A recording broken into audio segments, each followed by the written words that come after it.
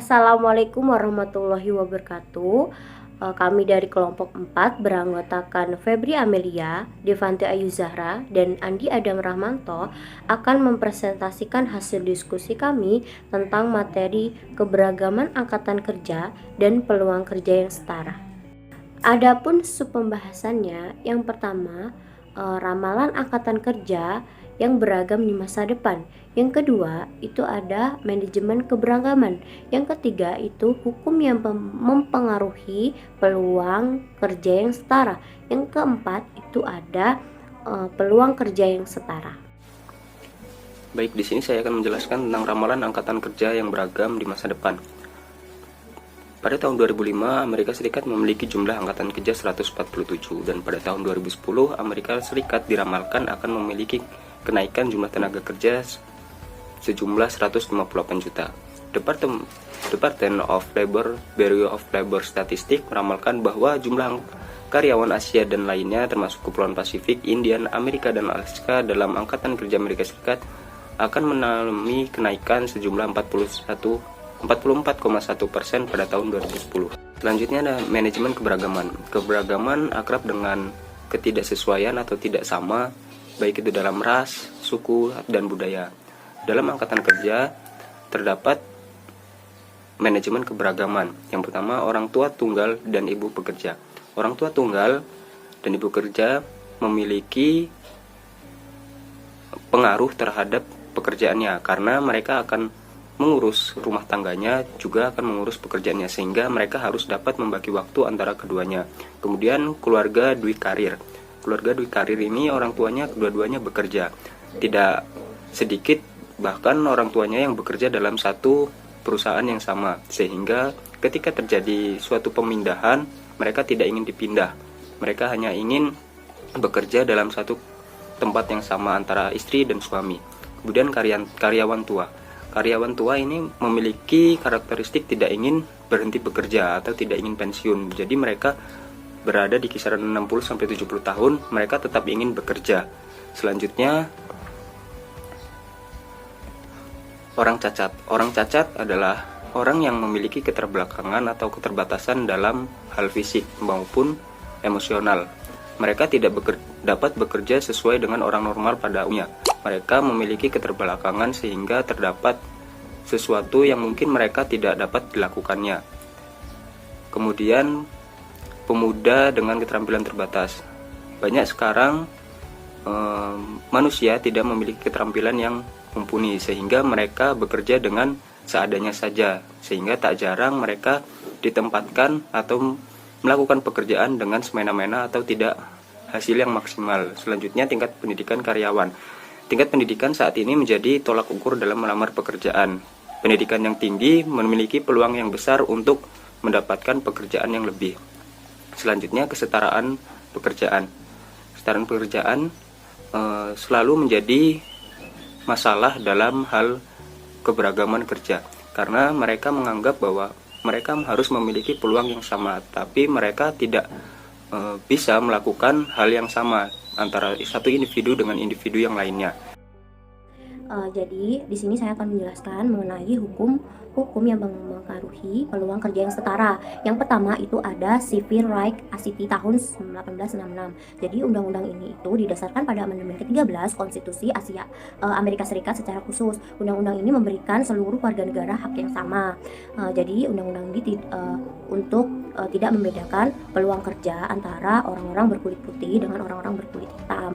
Yang kedua itu ada hukum Equal Pay Act tahun 1963. Nah, hukum ini itu melarang pemberian kerja karyawan berdasarkan gender. Maksudnya itu tidak membedakan bayaran atau upah pekerja antara laki-laki dan perempuan. Nah, hukum ini tuh mengizinkan adanya perbedaan pembayaran upah berdasarkan faktor-faktor. Yang pertama itu ada faktor ketidaksetaraan tanggung jawab. Yang kedua itu ada faktor ketidaksamaan kondisi kerja. Yang ketiga itu ada faktor perbedaan karena senioritas. Yang keempat itu ada faktor perbedaan yang timbul dari sistem bayaran prestasi. Yang kelima itu ada faktor perbedaan berdasarkan kuantitas dan kualitas produk. Baiklah, yang selanjutnya itu ada Title 7 of the Civil Rights ACT tahun 1964 di amandemen tahun 1972. Jadi hukum ini itu mengatur bagi pemberi kerja untuk tidak melakukan diskriminasi berdasarkan ras, warna kulit, jenis kelamin, agama, atau asal kebangsaan dalam hal pemecatan, promosi, pemberian imbalan, atau dalam syarat-syarat kondisi-kondisi tertentu atau keistimewaan atau memberikan keistimewaan kerja. Nah, atau nama lainnya tidak pilih kasih seperti itu. Selanjutnya itu ada A Discrimination in Employment ACT tahun 1967 di amandemen tahun 1978 dan 1986. Nah, undang-undang ini itu melarang para pemberi kerja untuk melakukan diskriminasi terhadap orang-orang berusia antara 40 sampai 65 tahun di mana diberlaku untuk para pemberi kerja yang memiliki 20 karyawan ke atas selama 20 minggu kalender atau lebih, serikat pekerja dengan 25 anggota atau lebih, agen-agen tenaga kerja, serta sub-sub unit pemerintah federal, negara bagian, dan lokal. Selanjutnya itu ada Rehabilitation ACT tahun 1973. Nah, undang-undang ini melarang diskriminasi terhadap para karyawan cacat yang dipekerjakan oleh kontraktor dan subkontraktor pemerintah tertentu serta organisasi-organisasi yang menerima hibah federal lebih dari $2.500. Selanjutnya itu ada Pregnancy Discrimination ACT tahun 1978. Nah, undang-undang ini melarang diskriminasi dalam aspek kekaryawanan atas dasar kehamilan, kelahiran anak, atau kondisi-kondisi medis terkait. Nah, prinsip yang sama juga diterapkan pada bidang tunjangan, termasuk tunjangan kecacatan, cuti sakit, dan asuransi kesehatan. Selanjutnya itu ada Immigration Reform and Control ACT tahun 1986, di mana undang-undang ini itu mempertegas sanksi kriminal bagi para pemberi kerja yang mempekerjakan pendatang gelap, menolak tunjangan kesejahteraan yang didanai federal untuk para pendatang gelap, dan menjadikan sah beberapa pendatang gelap melalui program amnesti. Selanjutnya itu ada Illegal Immigration Reform and Immigrant Responsibility ACT tahun 1996, di mana hukum ini disahkan karena sebagai bentuk respon atas fakta bahwa paling tidak seorang teroris yang meledakkan World Trade Center pada tahun 1993 menewaskan 6 orang dan melukai 1.000 orang telah secara sah masuk dengan menggunakan visa mahasiswa.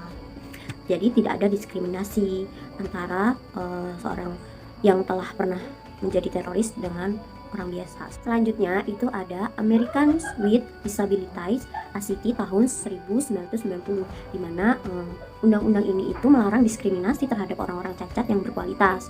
Nah, dalam penerapan perekrutan, periklanan, masa kerja, pemerintahan cuti, tunjangan, dan semua aktivitas lain yang berkaitan dengan kekaryawanan. Nah, ya di dalam undang-undang ini juga itu cuma membolehkan bertanya tentang kemampuan potensial para karyawan untuk menjalankan pekerjaan dan bukan tentang kecacatan mereka. Selanjutnya itu ada Civil Rights ACT tahun 1991, di mana undang-undang ini itu memiliki tujuan yang pertama memberikan penanganan yang tepat atas diskriminasi yang disengaja dan pelecehan yang tidak sah di tempat kerja. Yang kedua itu mengkondisikan konsep-konsep kebutuhan bisnis dan kaitan dengan pekerjaan yang dicetuskan oleh Mahkamah Agung. Yang ketiga itu mengkonfirmasi kewenangan perundang-undangan dan memberikan panduan perundang-undangan untuk penyelesaian dampak tidak setara di bawah Title 7 of the Civil Rights ACT tahun 1964. Yang keempat itu merespon keputusan-keputusan terakhir Mahkamah Agung dengan memperluas lingkup perundang-undangan hak-hak sipil yang relevan dalam rangka memberikan perlindungan yang layak kepada para korban diskriminasi. Selanjutnya itu ada Informant Service Employment and Employment Right ACT tahun 1994, di mana undang-undang ini itu memberikan perlindungan bagi para anggota reservis dan National Guard atau USERA, mempersyaratkan seseorang mengajukan lamaran untuk bekerja kembali dalam periode tertentu setelah menyelesaikan wajib militer. Selanjutnya itu ada Veterans Benefit Improvement ACT tahun 2004, di mana undang-undang ini itu mendorong adanya tunjangan perumahan, pendidikan, dan lain-lainnya bagi para veteran. Ada dua ketentuan yang secara khusus penting bagi para pemberi kerja. Yang pertama, ketentuan yang menuntut para pemberi kerja memberikan informasi kepada para karyawan mengenai hak-hak mereka berdasarkan USERA. Dan kedua, ketentuan yang meningkatkan periode perpanjangan pemeliharaan kesehatan bagi para karyawan yang cuti karena wajib militer dari 18 bulan menjadi 24 bulan. Selanjutnya, saya akan menjelaskan mengenai peluang kerja yang setara. Jadi, hukum kesetaraan kesempatan kerja mensyaratkan bahwa pengusaha mengevaluasi semua pelamar kerja secara adil tanpa menggunakan ras, etnis, jenis kelamin, usia, agama, atau cacat fisik sebagai sarana untuk diskriminasi terhadap mereka. Nah, yang pertama ada usia dalam kenyataan yang bisa merupakan kualifikasi kerja yang sah. Jadi, usia kerja akan berdampak terhadap hasil pekerjaan yang mereka lakukan. Nah, pengadilan itu telah memutuskan bahwa Federal Aviation Administration yang di dalamnya terdapat penjelasan mengenai aturan lamanya yang dapat memaksa para pilot komersial untuk pensiun pada usia 60 tahun. Jadi, pada usia 60 tahun itu mereka itu udah pensiun. Nah, selanjutnya ada hukum negara bagian dan lokal. Jadi, hukum negara bagian dan lokal memberikan sebuah pengaruh terhadap peluang kerja yang setara dengan diberlakukannya UUD Praktek Karyawan yang Adil yang melarang diskriminasi atas dasar ras, warna kulit, agama, gender, atau asal kebangsaan. Nah, selanjutnya panduan standar prosedur seleksi karyawan. Nah, jadi berkenaan dengan prosedur seleksi, Uniform Guidelines menyatakan bahwa tes adalah setiap pengukuran kombinasi pengukuran atau prosedur yang digunakan sebagai dasar setiap keputusan kekaryawan. Nah, prosedur seleksi mencangkup serangkaian lengkap teknik penilaian dari tes tertulis yang tradisional, nah tes kinerja, program pengujian atau masa percobaan, serta persyaratan fisik, pendidikan, dan masa kerja melalui wawancara informal atau kasual atau formulir lamaran tanpa skor. Nah, selanjutnya ada konsep perlakuan tidak setara.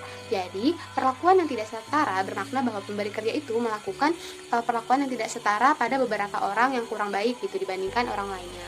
Nah, selanjutnya ada dampak merugikan. Jadi, dampak merugikan adalah sebuah konsep yang ditetapkan jika kaum wanita dan minoritas tidak dipekerjakan pada rata-rata atau tingkat sedikitnya 80% dari kelompok berprestasi terbaik. Jadi, dampak merugikan itu dideskripsikan dengan istilah tingkat seleksi. Jadi, tingkat seleksi itu adalah jumlah pelamar yang memenuhi syarat dipekerjakan atau dipromosikan, kemudian dibagi jumlah total pelamar yang memenuhi syarat. Nah, selanjutnya ada panduan tambahan prosedur seleksi karyawan. Jadi, panduan tersebut itu yang pertama panduan atas pelecehan seksual, lalu panduan atas diskriminasi karena asal kebangsaan, dan yang terakhir panduan atas diskriminasi karena agama. Nah, yang selanjutnya ada perlakuan yang tidak setara. Perlakuan yang tidak setara sama dengan konsep perlakuan yang tidak setara. Jadi, maksudnya itu, jadi pemberi kerja itu melakukan perlakuan yang tidak setara terhadap beberapa orang gitu, yang karena ras, karena etnis, karena agama, dan lain sebagainya. Nah, yang terakhir ada program tindakan afirmatif. Jadi, program tindakan afirmatif itu adalah pendekatan yang dikembangkan organisasi dengan kontrak pemerintah untuk membuktikan bahwa para karyawan dipekerjakan dalam proporsi yang sesuai dengan keterwakilan mereka dalam pasar tenaga kerja yang relevan bagi perusahaan. Jadi, fokus utama dari program tindakan afirmatif itu adalah pada tujuan dan jadwal dengan pertanyaan utama berapa banyak dan kapan. Nah, tujuan dan jadwal yang dikembangkan oleh perusahaan itu harus mencakup seluruh program tindakan afirmatifnya, termasuk perbaikan atas kekurangan-kekurangan.